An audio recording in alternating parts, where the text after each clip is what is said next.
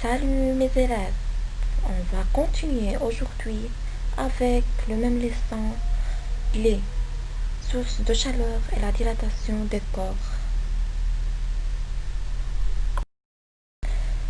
Nous allons découvrir un nouveau concept, ce qui est la combustion.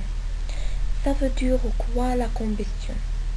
Lorsqu'une substance s'enflamme dans l'air ou se brûle en présence de l'air, se passe ce qu'on appelle la combustion.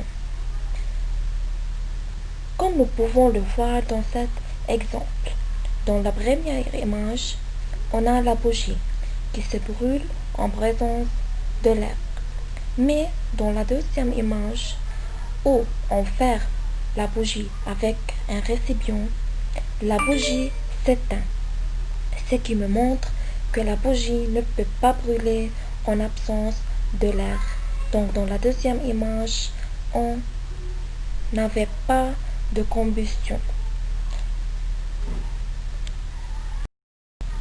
Les combustibles. Certains corps brûlent et nous donnent de la chaleur. C'est ce qu'on appelle les combustibles. On donne des exemples. Exemple 1, le bois. Le bois se brûle dans la cheminée et produit de la chaleur. Deuxième exemple, c'est le mazout.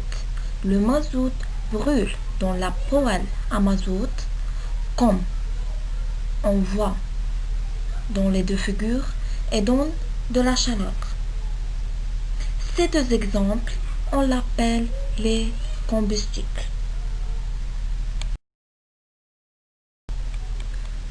Autre exemple de combustible. Dans la cuisinière à gaz, le gaz brûle et produit de la chaleur pour cuire nos aliments. Dans la chaufferette à gaz, le gaz brûle et produit de la chaleur pour nous chauffer.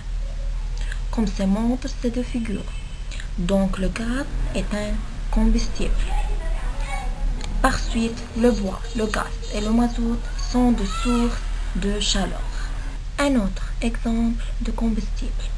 Dans la cuisinière à gaz, le gaz brûle et produit de la chaleur pour cuire nos aliments. Et dans la chaufferette à gaz, le gaz encore brûle et produit de la chaleur pour nous chauffer. Voici les deux figures. Donc le gaz est un combustible. Par suite, le bois, le gaz et le mazout sont des sources de chaleur. Au revoir, à la prochaine séance.